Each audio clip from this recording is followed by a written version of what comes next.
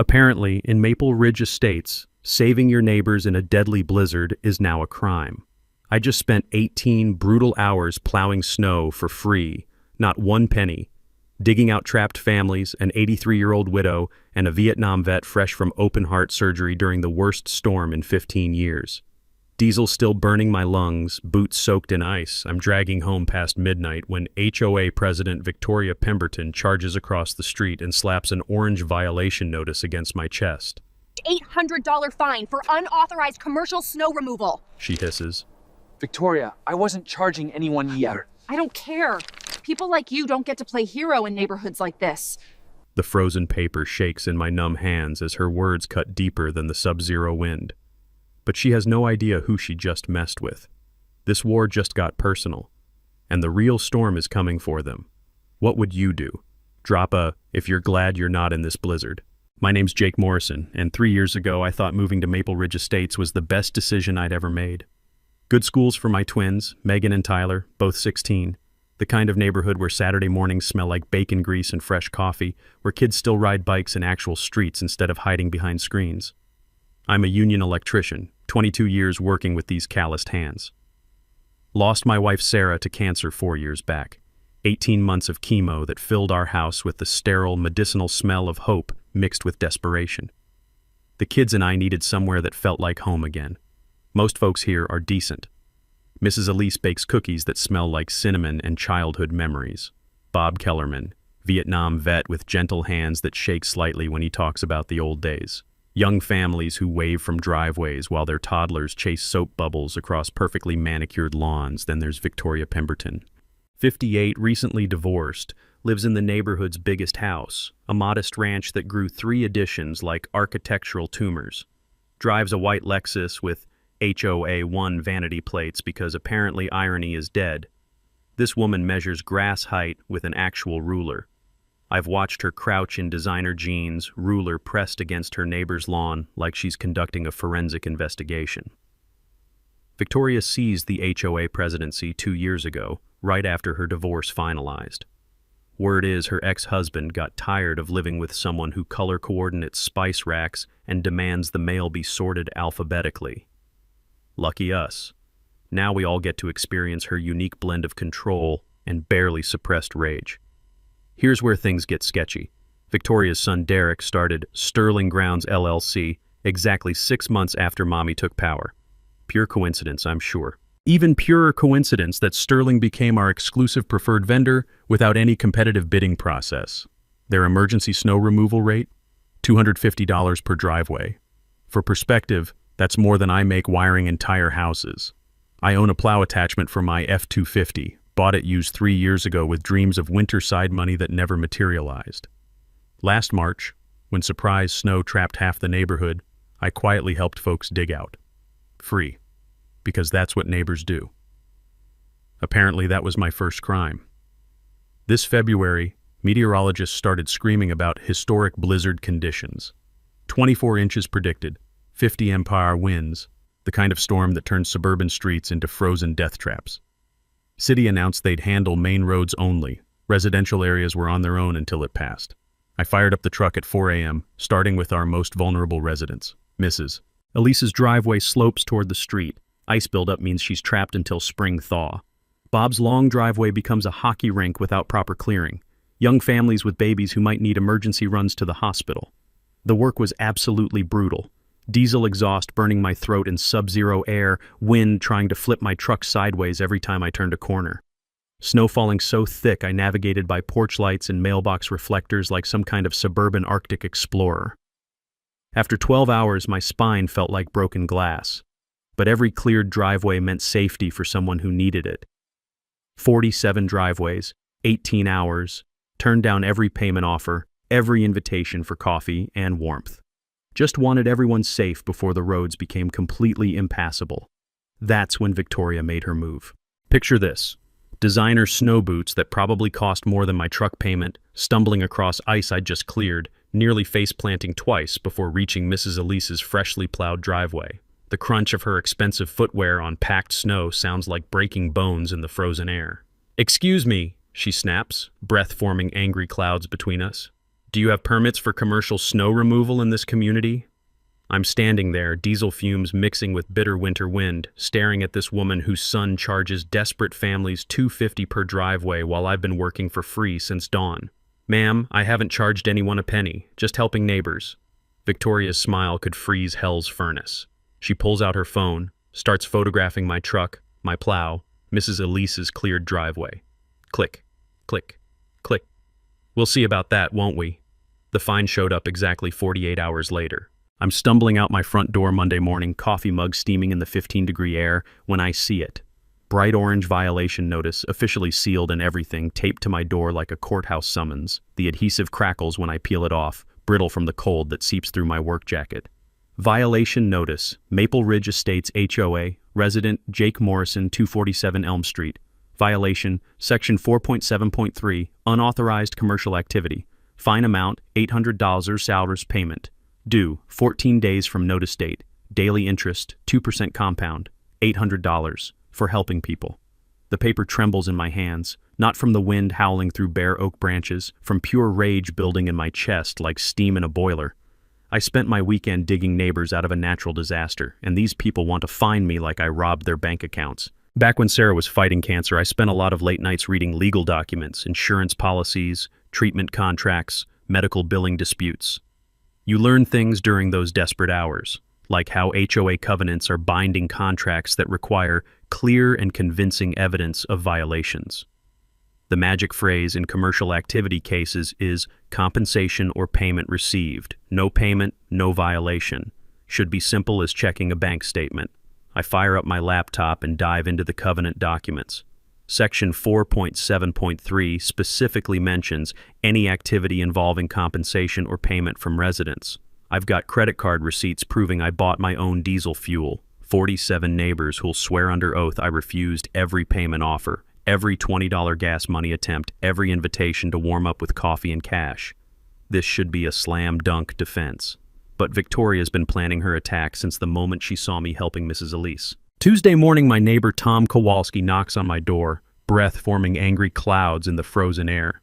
Retired state trooper, built like a concrete mixer with 30 years of experience catching people in lies. He's holding an official envelope that smells like trouble. Jake, emergency board meeting Thursday night. You're the main attraction. The agenda makes my blood pressure spike. Discussion and enforcement of Section 4.7.3 violations. Commercial activity in residential zones. Victoria's organizing a public tribunal to crucify me in front of the entire neighborhood. But that's not the worst part. Tom hands me another document, a certified letter sent to every homeowner about the dangerous precedent of allowing unauthorized contractors in our community. Victoria's turning my free help into a neighborhood safety crisis. Residents should be aware that unlicensed, uninsured individuals performing services create liability risks for the entire community. Property values and resident safety depend on proper oversight of all commercial activities. She's actually trying to paint me as a threat to everyone's home equity, for clearing driveways, for free. Thursday night, the community center smells like burnt coffee and tension. Victoria arrives 15 minutes late, carrying a manila folder thick as a novel. She's wearing a navy blazer that probably cost more than my monthly utilities, hairstyled like she's running for mayor instead of conducting neighborhood business. Ladies and gentlemen, she begins, opening that folder with theatrical precision. I present photographic evidence of extensive commercial snow removal operations conducted without permits. My stomach drops as she spreads professional quality photographs across the table. Not phone snapshots, real pictures with timestamps, multiple angles, zoom details of my truck's plow attachment. She's been stalking me with a camera, documenting every minute of my 18-hour marathon like I was running a drug operation. As you can clearly see, Mr. Morrison operated commercial equipment throughout our neighborhood for extended periods. The commercial appearance alone violates community standards regardless of any claimed payment arrangements. She's got shots of me talking to Mrs. Elise, helping Bob clear his walkway, even pictures of neighbors offering me coffee that she's somehow twisted into business negotiations.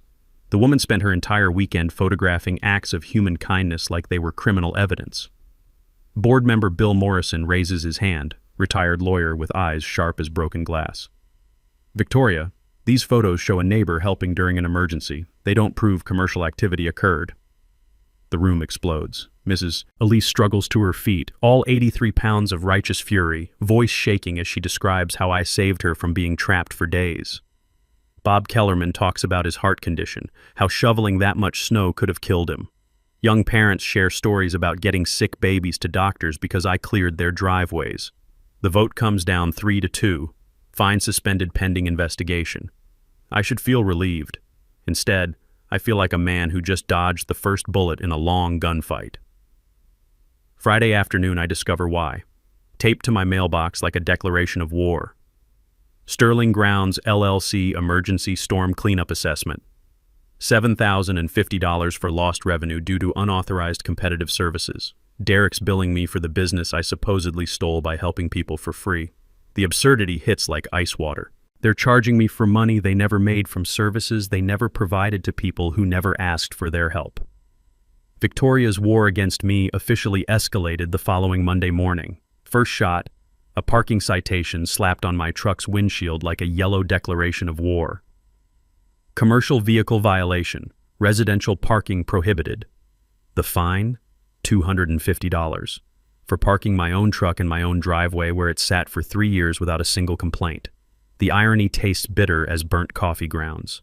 My F-250 suddenly became a commercial vehicle the day after I helped neighbors, but Victoria's landscaping crew parks their trailer-sized equipment on Crestview Circle every Tuesday morning without anyone measuring their commercial footprint. Second shot came Wednesday, a landscape committee citation declaring my front yard maintenance deficient. Apparently my grass was 3/4 of an inch too tall in February, under 2 feet of snow that still crunches underfoot when you walk across it. The woman cited me for invisible grass height violations during a blizzard.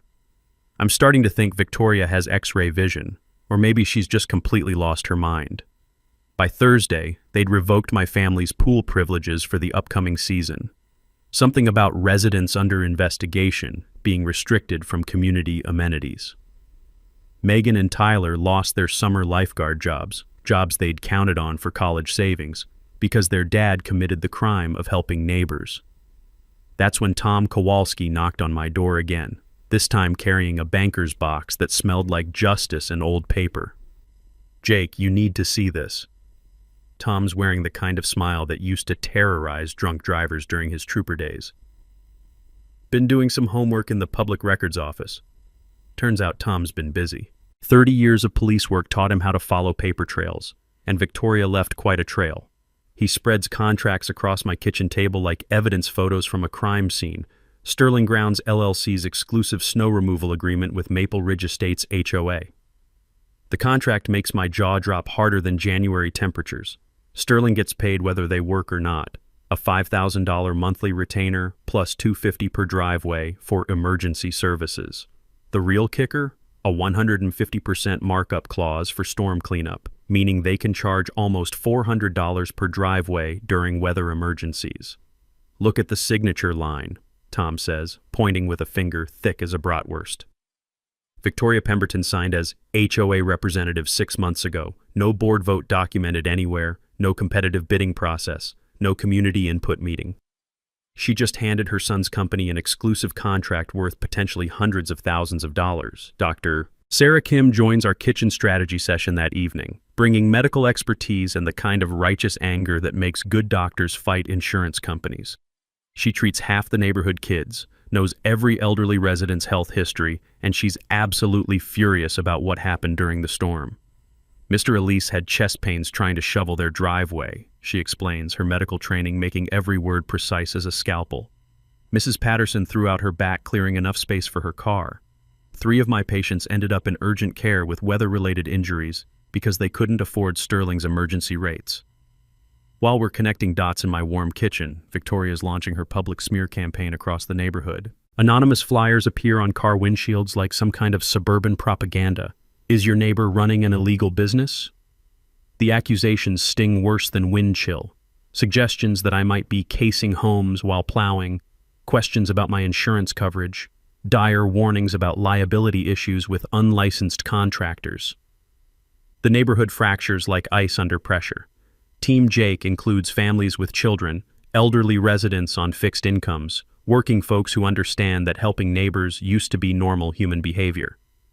Team Victoria attracts newer residents worried about property values, investment property owners, and her weekly bridge club, people who see dollar signs where others see human decency.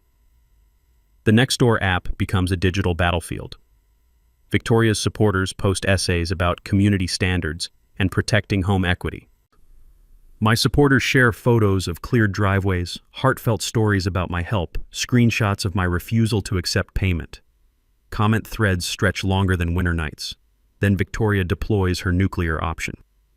Friday afternoon brings a certified letter thick as a small-town phone book from Pemberton and Associates Legal Services. The envelope reeks of expensive attorney cologne and legal intimidation tactics. Cease and desist from all commercial activities immediately. Pay the $800 fine plus accumulated daily interest. Sign an agreement never to provide services to residents again.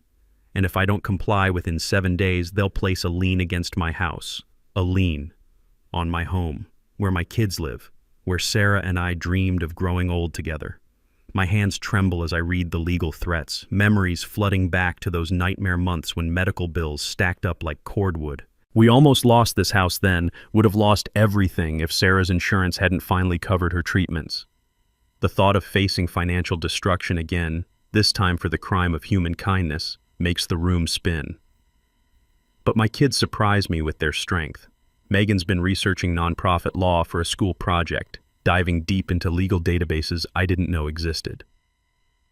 While I'm drowning in panic, my 16-year-old daughter discovers our first real weapon: Good Samaritan Act protections for emergency assistance providers. Tyler's been playing digital detective, stalking social media like it's his job. He finds Derek's Instagram bragging about storm cleanup specials during the exact blizzard when I was working for free. Photos of new equipment, captions about weather creating opportunities. Late Friday night, studying Tyler's screenshots and Megan's legal research, something clicks in my electrician's brain. 3 other neighbors got similar fines this month: Bob for unauthorized tree removal, Jenny for unlicensed fence repair, Mike for commercial pool maintenance. Every person fined has skilled trade experience. Every violation threatens Sterling's approved services. This isn't about rules. This is systematic elimination. Victoria's desperation started showing the following week when she called for a special assessment vote that reeked of pure panic. The proposal arrived in cream-colored HOA letterhead that probably cost more per sheet than my lunch. Community Safety and Standards Enhancement Initiative. $200 per household to hire private security for enforcement of commercial activity regulations. The timing was about as subtle as a sledgehammer. That assessment would perfectly cover Sterling Ground's annual retainer with enough left over for Victoria's mounting legal fees. But while Victoria was busy playing neighborhood dictator, cracks were forming in her carefully constructed empire. Wednesday evening brought an unexpected visitor. Cynthia Walsh, our HOA board secretary, stood on my front porch looking like someone carrying a secret that had grown too heavy for her conscience. She's a quiet woman in her 50s, keeps perfect meeting minutes, usually avoids neighborhood drama like it's contagious. Tonight was different. "Jake, we need to talk. Privately." Her breath formed nervous clouds in the frigid air between us. My kitchen table had become mission control for neighborhood resistance. Cynthia sat across from me, hands trembling slightly as she opened a manila folder that would blow Victoria's world apart. "She's been approving vendor contracts without board votes," Cynthia whispered, glancing toward my frost-covered windows like Victoria might be lurking in the frozen landscaping. "Sterling Grounds is just the beginning. There are 3 other exclusive deals running through her family network." The documents Cynthia spread across my scratched wooden table told a story of corruption so systematic it made my stomach twist like rusty wire. Victoria's brother-in-law owned the landscaping company with our lawn care contract. Her cousin ran the security firm handling gate maintenance. Her former college roommate's husband controlled pool cleaning services. Every approved vendor was basically a family reunion with invoicing capabilities. But the real bombshell was buried in Derek's monthly billing statements. Sterling Grounds wasn't just collecting snow removal fees. They were charging the HOA $2,000 monthly as seasonal maintenance consulting, $24,000 a year for Derek to provide expert advice on when winter might occur.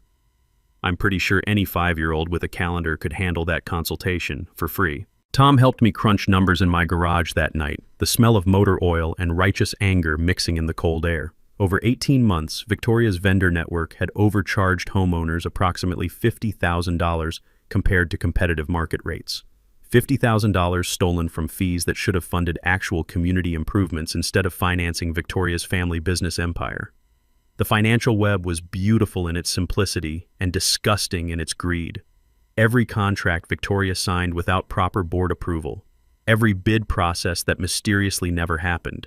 Every monthly payment flowing to businesses owned by people who shared her Thanksgiving dinner table. Victoria must have sensed the investigation closing in because she escalated from financial fraud to direct intimidation. Saturday morning, I discovered 4 perfectly slashed truck tires in my driveway. Clean cuts, surgical precision, each tire deflated like Victoria's credibility. The sound of air hissing onto frozen concrete matched the sound of my patience finally evaporating. Then Monday brought the anonymous letter, block printing on generic drugstore paper, no fingerprints, but the message burned like acid. Stop digging, or your kids learn what real danger feels like. That threat hit every protective instinct I possessed. Megan and Tyler catch the school bus every morning, walk home through streets I'd always considered safe as church pews. The thought of some coward threatening my children for exposing neighborhood corruption made my vision blur with rage that could power the electrical grid. I filed police reports, installed security cameras, and did what Sarah would have demanded, kept fighting instead of backing down. Tom's law enforcement connections delivered crucial intelligence. Victoria never filed conflict of interest disclosures with the state, a legal requirement when board members' families profit from HOA decisions.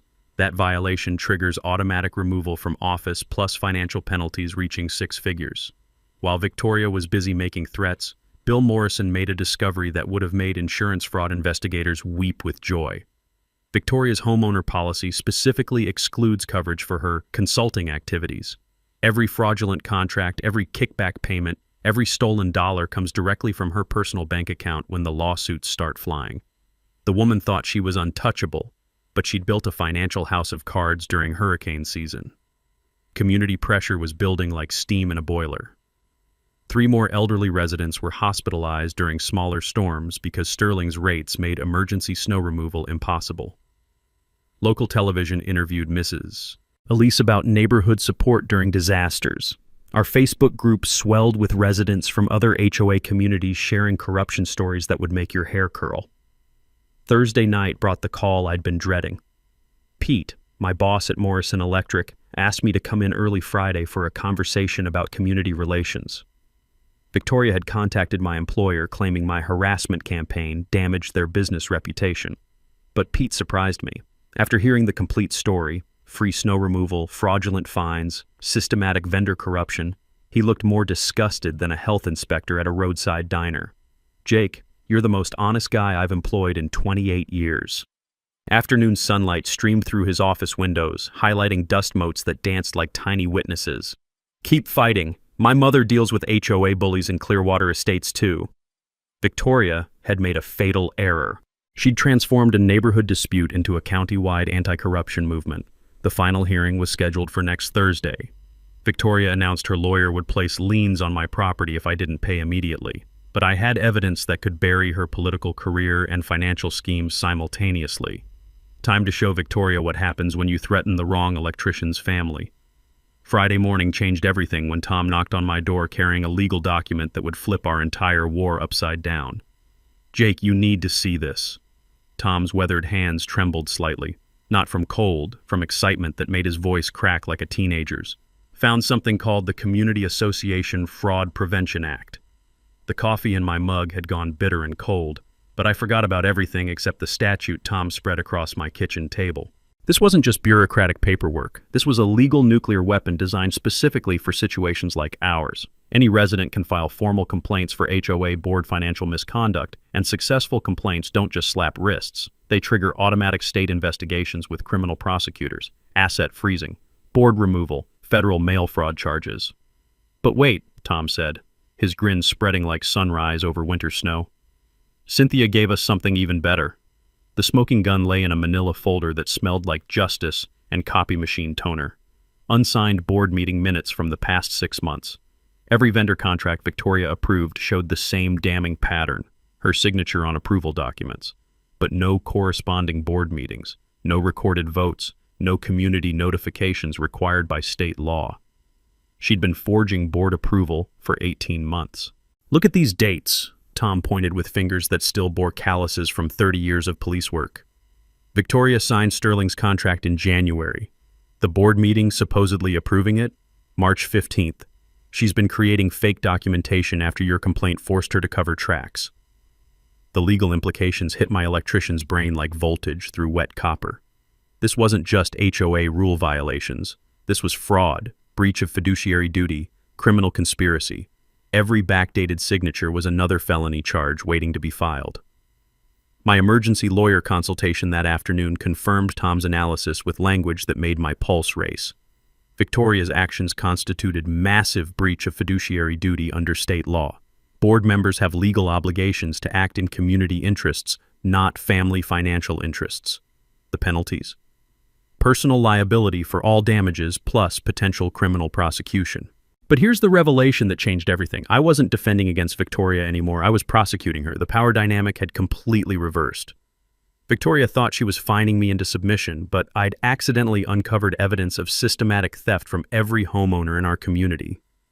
Her vendor kickback scheme wasn't just unethical. It was criminal racketeering disguised as neighborhood leadership. The evidence package was growing stronger than reinforced steel. Tom's financial investigation documenting $50,000 in overcharges. Cynthia's authentic meeting minutes proving systematic fraud. Bill's insurance analysis showing Victoria's complete personal liability. My kid's timeline research connecting every piece of the conspiracy. But the real revelation was Victoria's desperation. The tire slashing, anonymous threats, attempts to destroy my employment. These weren't power moves from someone in control. They were panic responses from a criminal whose scheme was unraveling faster than cheap extension cord insulation. Her post-divorce financial situation made everything worse. Those family business consulting fees weren't just corruption. They were her primary income source. Without the kickback scheme, Victoria couldn't afford her mortgage, her legal fees, or the designer lifestyle that required constant feeding.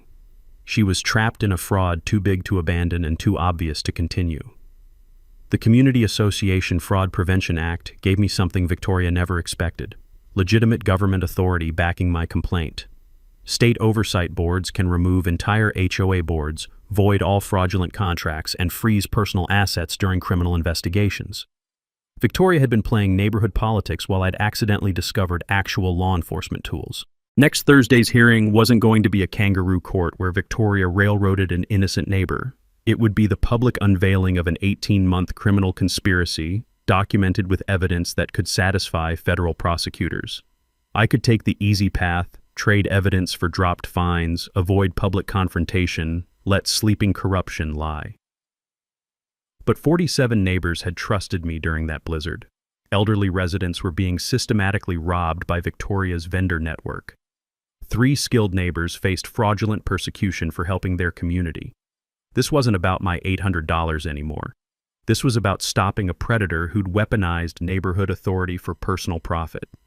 Victoria wanted her hearing. She was about to get one that would end with handcuffs or bankruptcy, possibly both. The War Council assembled in my garage Saturday morning, breath forming angry clouds in air so cold it could freeze lies before they left your mouth. Tom arrived first, carrying a banker's box that clinked with surveillance equipment from his police days. Dr. Sarah Kim brought medical files documenting elderly neighbors' storm-related injuries. Bill Morrison showed up with insurance documents and a laptop loaded with spreadsheets that could make white-collar criminals confess.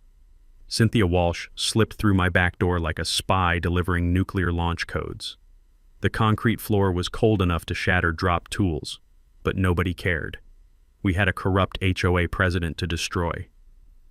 "All right, people," Tom announced, spreading recording equipment across my workbench between socket wrenches and electrical meters. "Victoria thinks she's conducting Thursday's hearing. Time to show her what a real investigation looks like." Objective 1. Create bulletproof evidence. Tom installed professional-grade audio equipment that could record whispered conversations from across a crowded room. 30 years of police work taught him exactly how to build cases that survive hostile cross-examination. One-party consent state means Jake can record any conversation he's part of, Tom explained, running cables behind my tool cabinet with the precision of someone who'd wired 1,000 surveillance operations. But we're going belt and suspenders. Visible recording so nobody claims entrapment. Here's something most people don't know. Public records requests cost $5 to $25, but can reveal corruption that takes years to hide. I'd already filed requests for all HOA financial records, vendor contracts, and board meeting minutes going back 2 years. Government transparency laws are basically kryptonite for corrupt officials. Objective 2. Weaponize the financial evidence. Bill's insurance expertise transformed Victoria's kickback scheme into prosecutable criminal evidence. His spreadsheets compared Sterling's rates to 5 legitimate competitors, revealing systematic theft that would make federal prosecutors drool. Emergency snow removal market rate runs $80 to $120 per driveway, Bill said, pointing to numbers that glowed like neon accusations on his laptop screen. Sterling charges $400. Victoria's son is stealing 300% markup on every emergency call. The math was beautiful and damning. Over 18 months, Victoria's vendor network had overcharged our community $127,000 compared to competitive rates. That's felony-level theft disguised as HOA management. Dr. Kim prepared medical testimony that would make jury members want to personally arrest Victoria. 3 storm-related hospitalizations because elderly residents couldn't afford Sterling's emergency rates. 2 cardiac episodes from dangerous shoveling attempts. 1 broken hip when Mrs. Patterson slipped trying to clear ice herself. "This isn't financial fraud," Dr. Kim said, medical training making her voice sharp as surgical steel. "Victoria's pricing scheme is endangering lives for profit." Objective 3. Rally the community army. Cynthia had been conducting neighborhood outreach that would make political campaign managers jealous. Written statements from residents about my free snow removal, testimonials about Victoria's abuse of authority, documentation of other fraudulent fines targeting skilled neighbors. 89 signatures supporting fair vendor bidding, Cynthia reported, still nervous but determined as a mother protecting children. From 200 households, almost half the community backing you publicly. We organized carpools for elderly neighbors who wanted to attend Thursday's hearing. Mrs. Elise insisted on testifying despite her fear of confrontation. Bob Kellerman planned to discuss how my help potentially saved his cardiac-compromised life. Young parents would testify about emergency access needs during severe weather. Tom's law enforcement background helped anticipate Victoria's desperation tactics. She'd bring expensive lawyers to intimidate neighbors. She'd try excluding community members from hearings. She'd definitely attempt procedural tricks to avoid presenting evidence. Victoria's strategy will be claiming everything circumstantial, Tom predicted, organizing evidence binders like military battle plans. That's why we need smoking guns that fire themselves. Objective 4. Prepare the media nuclear option. Dr. Kim had contacted Channel 7's investigative team about elderly vulnerability during natural disasters. The story angle, neighbors helping neighbors versus corporate greed, would play perfectly for evening news ratings. Bill reached out to county prosecutors through professional insurance contacts. Financial fraud targeting elderly victims gets priority attention from law enforcement, especially when documented with industry-standard analysis. Here's another thing people don't realize. State real estate commissions regulate community associations and have power to remove entire boards for misconduct. One properly filed complaint with documented evidence can trigger investigations that destroy corrupt leadership permanently. Objective 5. Set the perfect trap. The evidence arsenal we'd assembled could satisfy criminal courts. 47 pages of documentation, USB drives with photos and recordings, written statements from 31 neighbors, professional audit showing systematic overcharging patterns. But our secret weapon was something Victoria couldn't anticipate, a community that had stopped being afraid of bullies. The smell of motor oil and righteous determination filled my frigid garage as we finished preparations. Tom's surveillance equipment ready for battle. Bill's financial evidence loaded for maximum damage. Dr. Kim's medical testimony prepared to break hearts. Cynthia's documentation ready to break Victoria's defense. Victoria thought Thursday would be her moment of triumph, publicly destroying the neighbor who dared challenge her authority.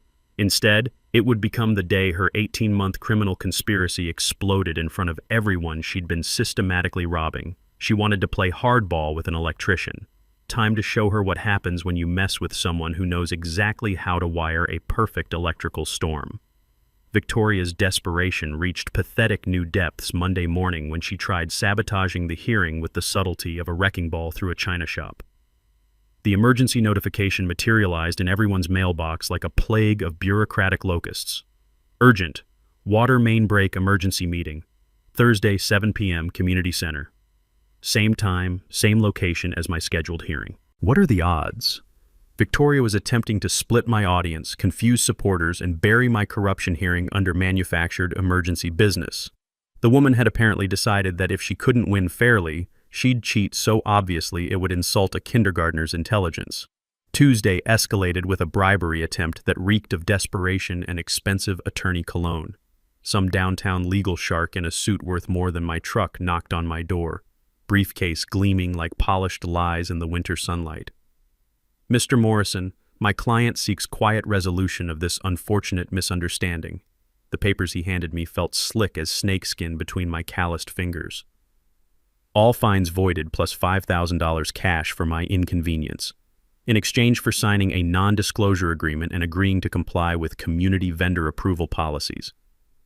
$5,000 to shut up and let Victoria continue robbing my neighbors. The bribery was so blatant it would have made organized crime bosses take notes. Victoria wanted to purchase my silence while simultaneously demanding I participate in her fraudulent vendor system, buy my compliance and my cooperation in one corrupt transaction. I'll need time to consider this generous offer, I told the lawyer, already knowing my answer, but curious how far Victoria's panic would drive her next move. Wednesday night delivered the answer with all the subtlety of a home invasion. 3 a.m. brought the familiar sound of air hissing from slashed truck tires. But this time, Victoria's crew had escalated beyond mere property destruction. An anonymous letter was taped to my front door, block printing on drugstore paper that reeked of cowardice and criminal stupidity. Last warning. Your kids walk to school every morning. Beautiful children. Accidents happen to families who don't know when to quit. The threat against Megan and Tyler ignited every protective instinct I possessed, like gasoline meeting an open flame. These bastards had graduated from financial fraud to threatening children, my children, for the crime of exposing neighborhood corruption. My hands trembled with rage that could have powered the electrical grid as I speed-dialed Tom at 3:15 a.m. He arrived in 20 minutes with police contacts and surveillance equipment sensitive enough to record mouse footsteps in attic insulation. But the security camera footage revealed something beautiful in its criminal stupidity. Derek Pemberton's truck, captured in high-definition glory, cruising past my house at 2:47 a.m. like the world's dumbest criminal. License plate clearly visible under streetlight illumination. Dashboard clock displaying exact time and date. The moron had created prosecutorial evidence while committing felony witness intimidation. Tom's police contacts treated written threats against families like the federal crimes they represent. They copied our footage, filed reports that would shadow Victoria's family permanently, and increased neighborhood patrols to levels that would make drug dealers relocate to quieter communities. Thursday morning brought Victoria's most desperate gambit yet. Pete called from Morrison Electric, voice tight with frustration that could crack foundation concrete. Jake, Victoria Pemberton and some lawyer just left my office. Claimed your harassment campaign damages our business reputation in the community. Demanded I fire you or they'd explore legal options against the company. Economic warfare. Victoria was attempting to destroy my family's livelihood for fighting her corruption. But Pete's response made me proud to wear Morrison Electric patches on my work shirts. Told them to evacuate my office before I called security and the labor board. Pete growled with satisfaction that warmed my chest like good bourbon. 28 years in business, never employed a more honest electrician. Also mentioned that threatening employee families might interest investigative reporters. Victoria had committed another tactical blunder. She'd transformed a neighborhood dispute into a business community crisis. Pete knew every contractor in 3 counties, and word travels faster than electricity when corrupt officials start threatening working families. The community response was building like thunderstorms before tornadoes. Mrs. Elise organized prayer circles for my family's protection. Bob Kellerman activated his veteran network for neighborhood security assessments. Young parents created carpools and walking groups, turning school routes into protected convoys. Victoria's intimidation had backfired spectacularly. Instead of terrorizing people into silence, she'd created community-wide resistance to corruption and threats. But Wednesday afternoon brought intelligence that made Tom's police instincts scream like tornado sirens. Private investigators were stalking my family. Megan spotted identical cars following her school bus 3 consecutive days. Tyler noticed strangers photographing him at basketball practice. Professional surveillance teams were documenting my children's routines and schedules. Victoria had escalated from financial fraud to systematic stalking of minors. That revelation crystallized everything. Victoria wasn't just corrupt, she was genuinely dangerous. Cornered criminals make increasingly desperate choices, and she was rapidly exhausting legal options. Thursday's hearing was supposed to be my public execution, but she knew the evidence would incinerate her instead. The bitter smell of winter air mixed with anticipation as I prepared for tomorrow's final confrontation. Victoria had threatened my children, attacked my livelihood, and hired strangers to stalk teenagers. She'd demanded this war. Tomorrow night, I'd deliver one that would end with criminal charges, financial destruction, and public humiliation. All three, if justice had any backbone left. Victoria's final week of freedom began with a social media assassination attempt that would have impressed Soviet propagandists. Fake Facebook profiles appeared overnight like digital cancer, posting elaborate lies about my character that read like soap opera scripts written by someone having a nervous breakdown. Jake Morrison bankrupted his family with gambling debts. Sarah Morrison died because Jake couldn't afford proper medical treatment. Desperate father exploits community sympathy for financial gain. Each lie was crafted to destroy not just my reputation, but my children's emotional well-being, attacking a dead woman's memory to cover HOA corruption. Victoria had sunk to depths that would make sewer rats request hazard pay, but her amateur hour propaganda war revealed something crucial. Victoria was operating purely on panic now, making mistakes that a clear-thinking criminal would never attempt. The fake profiles all shared IP addresses traceable to Victoria's home network. The writing style matched her passive-aggressive HOA newsletters. Most damning, several posts included details about Sarah's medical treatment that only someone with access to insurance records could know. Tom's cybercrime contacts were absolutely delighted. Digital harassment leaves permanent evidence trails, Detective Sarah Elise explained, reviewing printouts that would make prosecutors weep with joy. Every fake post, every malicious comment, every threatening message creates federal evidence. Victoria's building her own criminal case. Meanwhile, the pressure on my allies intensified like winter storms gaining strength. Tom received anonymous calls at 2 a.m. claiming his police pension was under investigation for corruption. Dr. Kim discovered one-star reviews flooding her medical practice's online presence. Fake patients claiming malpractice and billing fraud. Bill faced harassment at his insurance office, mysterious complaints filed with state regulatory boards about unethical business practices.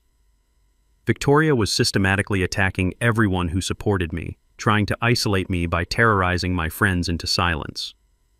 But she'd miscalculated the character of people willing to fight corruption.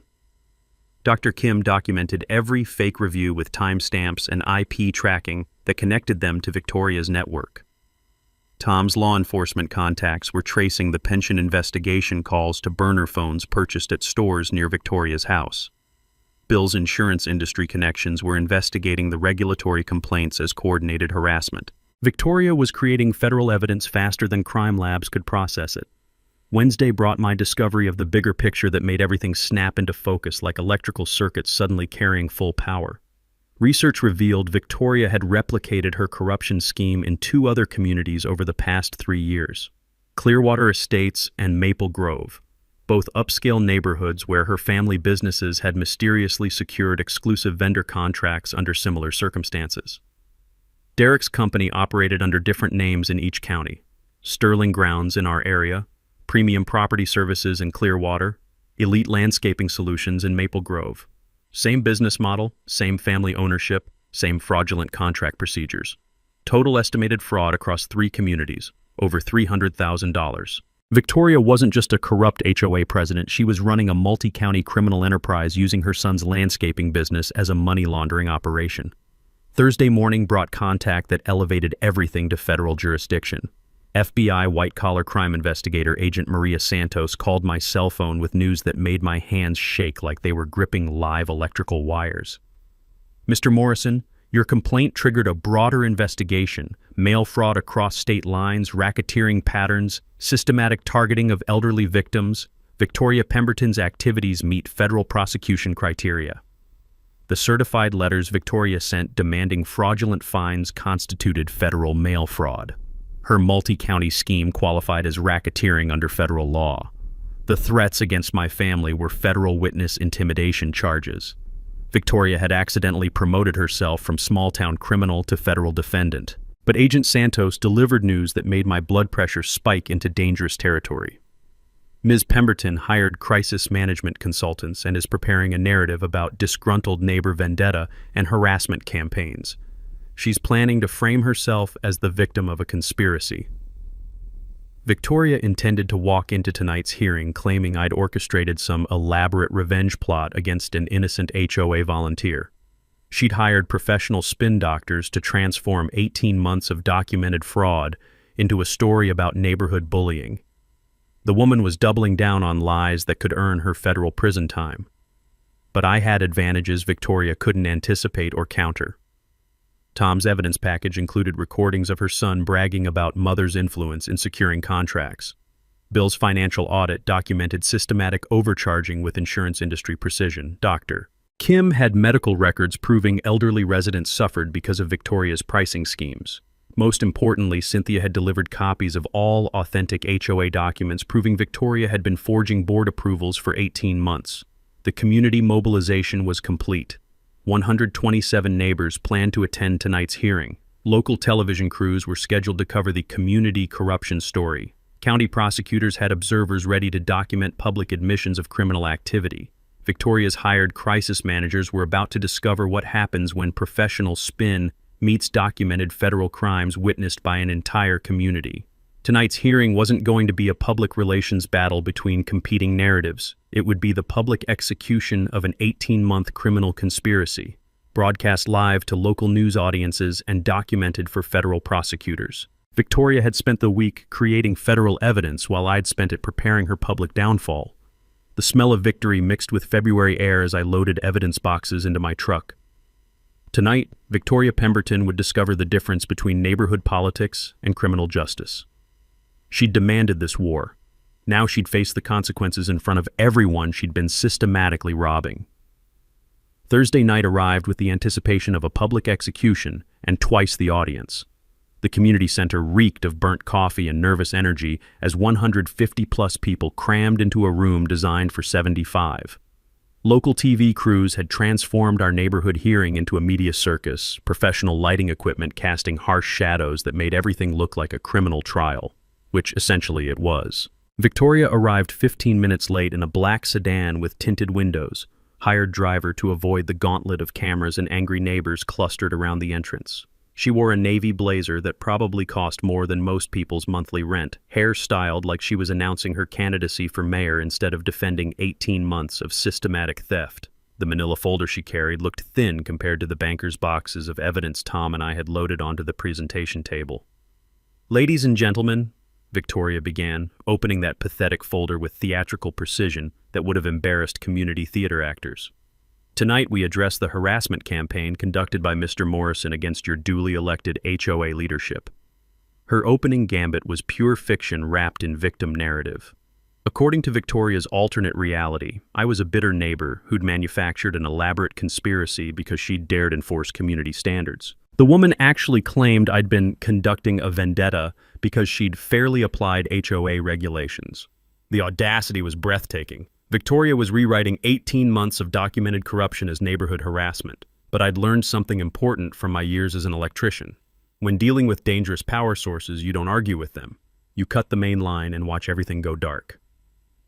"Thank you, Victoria," I said, standing with the calm confidence of someone holding a royal flush in a poker game where everyone else was bluffing. "I'd like to present some evidence for community consideration." The first poster-sized chart hit like lightning, illuminating a dark landscape, a timeline showing Sterling Grounds' contract approval dates versus actual board meeting dates. Victoria had been signing vendor agreements in January for board meetings that supposedly happened in March. The room temperature seemed to drop 10 degrees as neighbors processed the implications. Murmurs rippled through the crowd like electricity through copper wire. "These are the authentic meeting minutes," I continued, displaying Cynthia's smoking gun documents for everyone to see. Notice the complete absence of Sterling Grounds discussions in any actual board meeting. Notice Victoria's signature approving contracts that were never voted on. Victoria's face was shifting from confident politician to cornered criminal faster than a traffic light changing colors. Her expensive attorney was whispering urgent advice that she kept ignoring, desperation overriding professional guidance. "Mr. Morrison is misrepresenting internal board processes," Victoria started, but I was already unveiling the financial analysis that would end her. Bill's spreadsheet appeared on the projection screen like prosecutorial evidence in a federal courtroom. Sterling grounds, $400 per driveway emergency service. Market rate, $80, $120. Overcharge percentage, 350%. Total community theft over 18 months, $127,000. The visual impact was devastating. You could literally hear gasps echoing through the room as neighbors calculated how much Victoria's family had stolen from their HOA fees. "These overcharges funded Derek Pemberton's business expansion," I continued, showing photos from his social media accounts. "New equipment purchases during the same period his mother was approving no-bid contracts." Mrs. Elise struggled to her feet, 83 pounds of righteous fury that could have powered the building's electrical system. "Victoria, you took money from people who couldn't afford snow removal. People died because of your greed." The room erupted like a circuit overloading. Neighbors who'd been quietly suffering under Victoria's regime began sharing stories. Bob Kellerman talked about his heart condition and the dangerous shoveling he'd attempted because Sterling's rates were impossible. Young parents described missing work because they couldn't afford emergency driveway clearing. Victoria tried claiming misunderstanding and procedural errors, but the evidence was overwhelming and her explanations sounded like lies told by children caught stealing cookies. That's when Detective Sarah Elise and Federal Agent Maria Santos entered through the back door, badges visible and handcuffs ready. The official law enforcement presence transformed neighborhood drama into criminal justice. Victoria's face went white as copy paper when she realized this wasn't just a community hearing anymore. It was evidence gathering for federal prosecution. "Ms. Pemberton," Agent Santos announced, voice carrying the authority of the United States government. "We have federal warrants for financial documents related to mail fraud and racketeering investigations." Victoria tried to flee, actually tried to push through the crowd of neighbors she'd been systematically robbing for 18 months. The woman who'd arrived like visiting royalty was attempting to escape like a common criminal. The community center erupted in applause that could have been heard from orbit. 150 people watching corruption get handcuffed in real time. Local television cameras capturing every moment of Victoria's public downfall. The vote to remove her from the HOA board was unanimous, 147-0. The motion to void all exclusive vendor contracts passed without discussion. Emergency board elections were scheduled within 30 days. Victoria Pemberton had entered that hearing as neighborhood royalty. She left in federal custody, facing charges that would destroy her financially and potentially send her to prison. Justice, delivered with the precision of a perfectly wired electrical system and the satisfaction of a community that had stopped tolerating bullies. The smell of victory mixed with February air as neighbors celebrated in the parking lot, finally free from 18 months of systematic theft disguised as community leadership. 6 months later, justice had been served with the precision of a master electrician and the satisfaction of a community that refused to stay silent. Victoria Pemberton pled guilty to federal mail fraud, racketeering, and witness intimidation charges. Her plea bargain included 2 years probation, $50,000 in restitution, and 500 hours of community service. Ironically, helping elderly residents with home maintenance she'd previously overcharged them for. Derek's landscaping empire collapsed faster than a house of cards in a hurricane. Federal asset forfeiture seized his equipment to pay victim restitution. His business licenses were revoked across 3 counties. Last I heard, he was working retail at a garden center, learning what honest employment feels like. The $127,000 recovered from Victoria's vendor fraud scheme became seed money for something beautiful, the Neighbor Helping Neighbors Emergency Assistance Fund. Mrs. Elise chairs the committee now, her gentle hands managing a program that provides free snow removal, basic home repairs, and emergency transportation for elderly and disabled residents. The fund pays skilled neighbors fair wages for helping community members who can't afford commercial services. Bob Kellerman runs our disaster preparedness training program, teaching families how to handle severe weather emergencies. His military experience and Victoria's painful lessons created protocols that keep people safe without bankrupting them. Dr. Kim established a nonprofit providing medical equipment loans, walkers, wheelchairs, hospital beds, for residents recovering from surgeries or dealing with temporary disabilities. No more elderly neighbors risking their lives attempting dangerous tasks because they can't afford help. The legal precedent my case established led to genuine reform.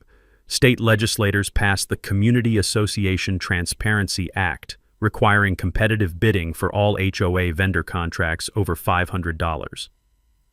Conflict of interest disclosure laws now carry real penalties.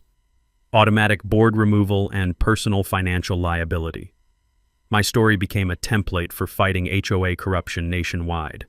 Tom created a free evidence-gathering manual that's been downloaded over 15,000 times. Bill's financial audit spreadsheet is used by homeowner advocates across the country. The toolkit we developed helps ordinary people document and prosecute corrupt community leadership.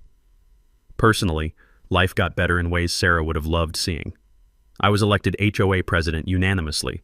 First time in Maple Ridge history anyone ran unopposed. My platform was simple: complete transparency, competitive bidding, and community service over personal profit. Financial reports are posted online monthly. Board meetings are recorded and available to all residents. Property values increased by 12% after Victoria's removal, partly due to improved management, partly because positive media coverage attracted buyers who wanted to live in a community that fights corruption instead of tolerating it. Megan and Tyler earned full scholarships to State University. Their essays about fighting neighborhood corruption apparently impressed admissions committees who valued courage and civic engagement. They're both studying public administration, inspired by seeing ordinary people create positive change. The memorial garden we planted for Sarah became a community gathering place where neighbors actually talk to each other instead of hiding behind closed doors. Funded by grateful residents, maintained by volunteers, dedicated to the principle that helping others costs nothing but means everything. Tom runs for city council this fall on a transparency platform. Dr. Kim's medical practice expanded to include free quarterly health screenings for seniors. Bill started a nonprofit providing insurance education for elderly residents trying to navigate Medicare and homeowner policies. 6 months after our victory, Victoria's house went up for sale. The for sale sign in her front yard felt like justice served cold, but the new family moving in, young parents with 2 small children, represents something better: hope for communities built on mutual support instead of mutual exploitation. The ripple effects continue spreading. Documentary filmmakers are developing a feature about our case. Journalism schools use our story as a case study in community-based investigative reporting. HOA reform advocates reference our victory when lobbying for stronger oversight laws. But the best outcome isn't the fame or the legal precedents or the policy changes. It's Saturday mornings when I fire up the truck and plow driveways for neighbors who need help. No permits required, no fines threatened, no corruption schemes hiding behind community service. Just neighbors helping neighbors because that's what decent people do. Victoria Pemberton tried to fine me $800 for being human. Instead, she accidentally created a community that proves greed and corruption can't survive when ordinary people decide they've had enough. Thanks for hanging out with us on HOA Stories, where the HOA Karens meet their match. If this story had you cheering or cringing, go ahead and like the video, drop a comment with your reaction, and hit subscribe so you're ready for the next wild HOA tale.